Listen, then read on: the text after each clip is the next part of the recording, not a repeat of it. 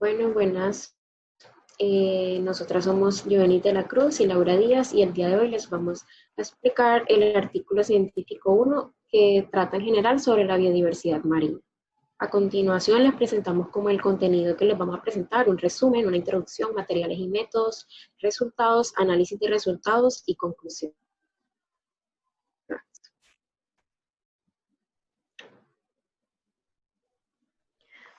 Bueno, en el resumen, el ambiente marino es de gran importancia, no solo por la gran cantidad de vida y por tanto especies que alberga, sino que también por la importancia económica que este aporta, en específico a la industria pesquera. Asimismo, generar estrategias de conservación de la biodiversidad puede no solo impactar en los roles ecológicos del pez en el ecosistema, sino que también puede mejorar la extracción y dinámicas pesqueras.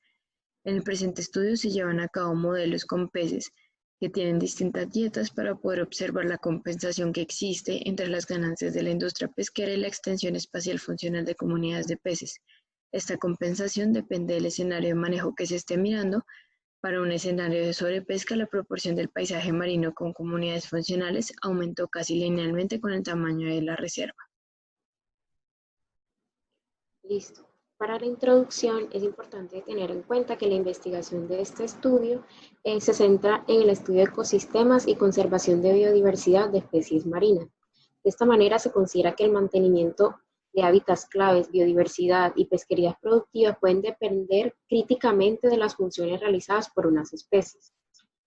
De esta manera, muchas de las especies que contribuyen al mantenimiento de biodiversidad y función de los ecosistemas residen en los ambientes marinos, como bosques de algas y arrecifes de coral.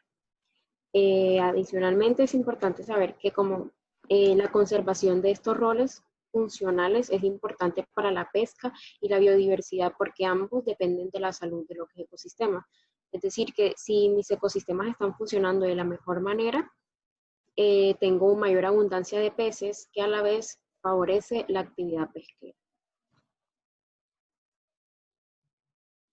Bueno, otro lado importante de mirar es que la sobrepesca puede causar afectaciones en mi ecosistema. Entonces, estas consecuencias han llevado a que la ordenación pesquera tenga como objetivo el mantenimiento de especies y la prevención de la degradación de hábitats y de biodiversidad. Estos acuerdos han sido definidos mediante modelos de control, haciendo diferentes estudios para verificar si es clara y viable su implementación. Ahora bien, en este estudio se busca como esclarecer si el enfoque de gestión determinado por la ordenación pesquera es el adecuado y si se puede mejorar para mantener un mejor equilibrio entre la pesca y la conservación. Específicamente en este estudio se examina la eficacia de las reservas marinas y los límites del esfuerzo de pesca para cumplir los objetivos de persistencia funcional de 3 especies de peces de arrecifes de coral, incluso de un paisaje marino. Para esto, entonces, se desarrollan puntos de referencia precautorios, que son como el límite por debajo de los cuales las especies son inadecuadas para conservarlas funcionalmente. Y seguidamente se modelan escenarios de gestión donde las reservas marinas y controles sobre los esfuerzos de pesca se utilizan para gestionar la conservación y roles funcionales de las actividades pesqueras. Bueno, materiales y métodos. Para los materiales y métodos, pues primero que todo es importante recalcar que se utilizaron tres modelos espaciales diferentes para cada una de las poblaciones de peces. En específico se trabajaron con tres peces, se trabajó con el pez loro, se trabajó con este pez puesto que funciona muy bien como controlador de las algas que crecen sobre los arrecifes coralinos. También se trabajó con un serránido, que un serránido era uno de los peces controladores de otros peces. Y por último se trabajó con un balístido, es un pez que controla las poblaciones de erizos de mar. Entonces, de esta manera se puede examinar como el trade-off o los puntos de compensación entre las pesquerías y la conservación, y esto se hizo bajo 4 escenarios de manejo, que son los expuestos acá, que son gestión de esfuerzo de múltiples especies en reservas marinas, gestión que limita el esfuerzo pesquero global, la gestión de reservas marinas y la gestión mixta. Entonces, es importante también aclarar que la condición inicial del modelo fue un sistema que estaba sobrepescado Y asimismo se trató de crear como dos objetivos. El primero era el objetivo de conservación. Entonces, en el objetivo de conservación vamos a llamarlo, que es el porcentaje de paisaje marino, donde los umbrales de biomasa funcional fueran cumplidos para los tres grupos de especies, que ya expusimos anteriormente. Y el objetivo de pesca va a ser el de maximizar las ganancias a largo plazo en los tres grupos cuando el sistema esté en equilibrio. Entonces, es importante recalcar que queremos estos dos objetivos o estas dos metas, precisamente porque lo que está buscando el paper es hallar como todos estos trade-offs o compensaciones que se tienen que dar para las ganancias de la industria pesquera versus todas las funciones ecológicas de los peces. Entonces podemos encontrar también esta gráfica.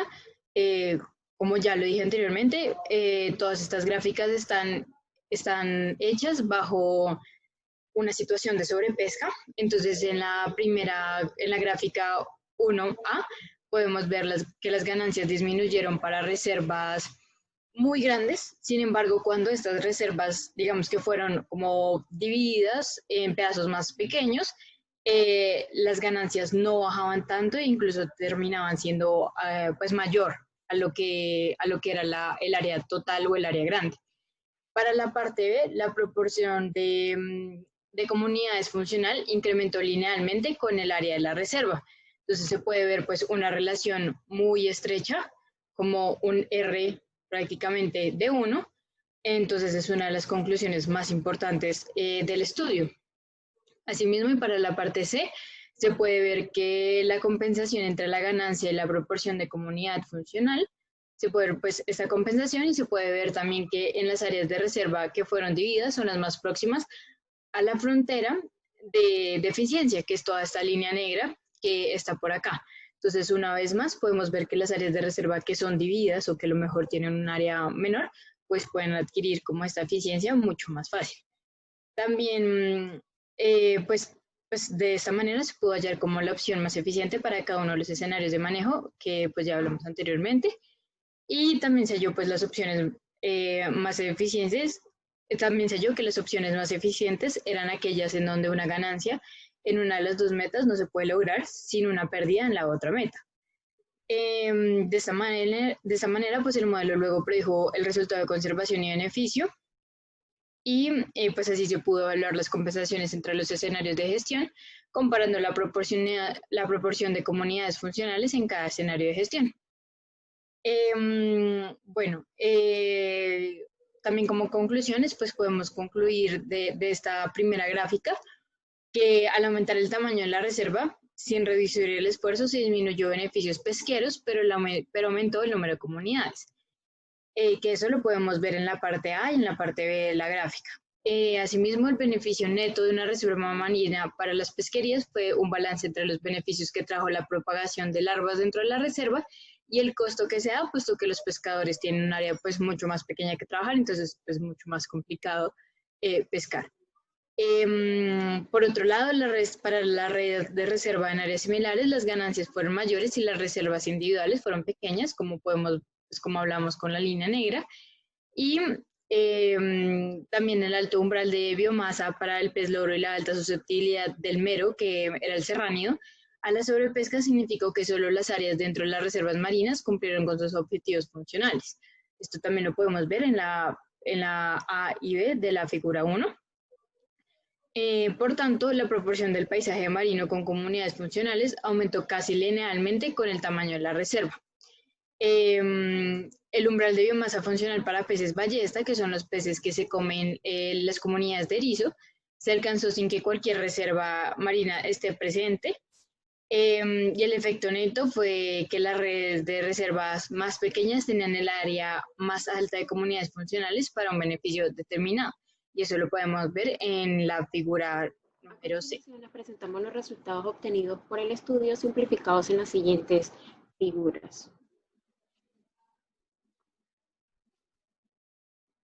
En la figura 2, entonces, se presenta en el lado izquierdo un gráfico de los beneficios relativos en el eje X de ganancias de las especies contra el porcentaje de arrecifes con comunidades funcionales en el eje Y, que va de porcentajes del 0 al 100%. En esta se representan adicionalmente 3 niveles que representan los distintos niveles de ganancia en el que se cambian o comprometen ganancias para conservar comunidades funcionales, que son A, B y C.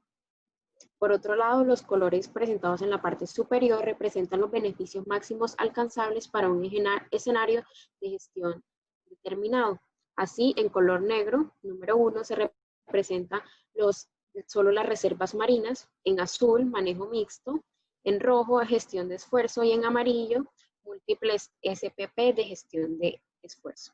Por otro lado, en la parte derecha nos presentan una tabla donde se indica cómo leer la compensación para un nivel de ganancia dado. Es importante tener en cuenta que el resultado de la conservación puede variar dependiendo del manejo utilizado.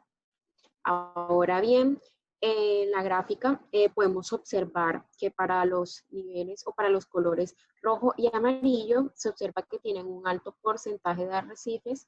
No obstante, el 3 disminuye en el nivel A y el beneficio beneficio 4 disminuye, o el amarillo disminuye para el nivel B. Ambos disminuyen drásticamente, que reducen rápidamente el porcentaje de comunidades funcionales. Por otro lado, los beneficios 1 y 2 empiezan a disminuir moderadamente desde que se empieza a aumentar los beneficios relativos. A continuación vamos a hablar sobre la figura. En la figura 3 se representan dos gráficas. La línea donde tenemos en el eje X la línea costera y en el eje Y la biomasa relativa para el pez loro. En esta tenemos que A es la biomasa y B las ganancias en el espacio, donde las rayitas punteadas son las reservas marinas, las rayas continuas son las reservas marinas y las discontinuas son las de gestión de esfuerzo. Ahora bien, en estas gráficas observamos que en ambos casos, reserva marina y escenarios de gestión del esfuerzo, hubo beneficios pesqueros equivalentes. Se observa en el caso A que la gestión de esfuerzo se mantiene muy cercana a 1, mientras que en el caso B se reduce un poco, pero se mantiene constante en todo el escenario. De esta manera, en el escenario de reserva marina, la biomasa de hábitat dentro de la reserva se encuentra encima del umbral mínimo de biomasa para la existencia del pez loro. No obstante, la competencia entre pescadores fue mayor porque gran parte de la captura se presenta en los bordes de la reserva marina. Por el contrario, en el escenario de esfuerzo, el umbral superó los parches de arrecife.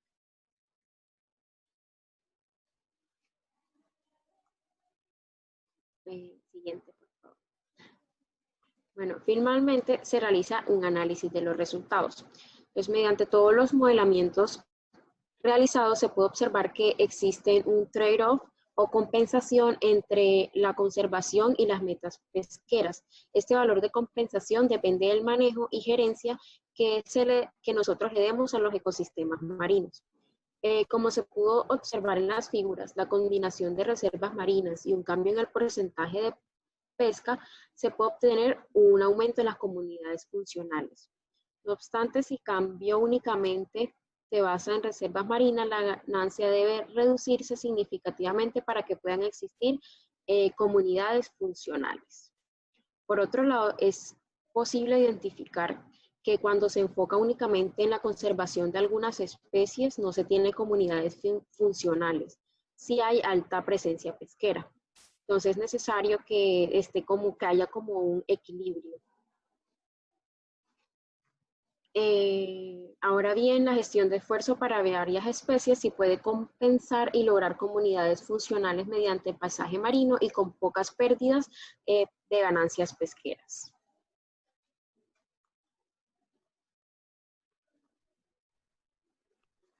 Bueno, en cuanto a las conclusiones, se reconoce un conflicto entre las compensaciones e intereses. Hace falta aclaración de escala de tiempo y espacio. Los hallazgos son importantes para la salud de los corales, que a su vez proporcionan un hábitat y refugio crucial para los peces. Pero también estos pueden beneficiar las pesquerías que dependen de la persistencia de estos hábitats. Finalmente, conservar los roles funcionales.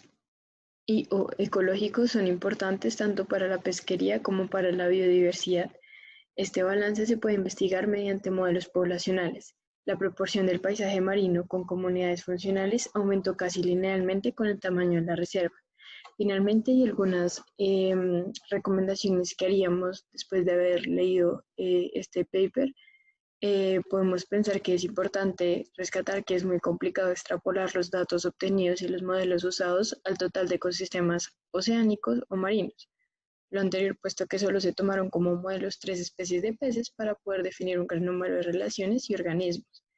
Puede que por un lado estos peces no se encuentren en lugares con alta incidencia de pesca o que no existan organismos como estos para generar una analogía. Por otro lado, el ecosistema marino es un ecosistema que cambia rápidamente debido también a su falta de barreras geográficas. Con la constante amenaza del cambio climático, calentamiento global, contaminación y en específico el plástico, es muy difícil pensar que este modelo sea estable y exacto. Adicionalmente, pueden existir interacciones oceánicas que no estemos contemplando en este estudio, ya sea por verticalidad, es decir, diferentes profundidades del mar, como por horizontalidad, también debido a la falta de barreras geográficas. Finalmente, y pese a los posibles sesgos que podamos encontrar, es importante crear políticas de manejo ambiental en fuentes hidrográficas desde océanos hasta ríos, puesto que son de vital importancia para el desarrollo y vida del ser humano y otros animales y plantas. Muchas gracias. Gracias.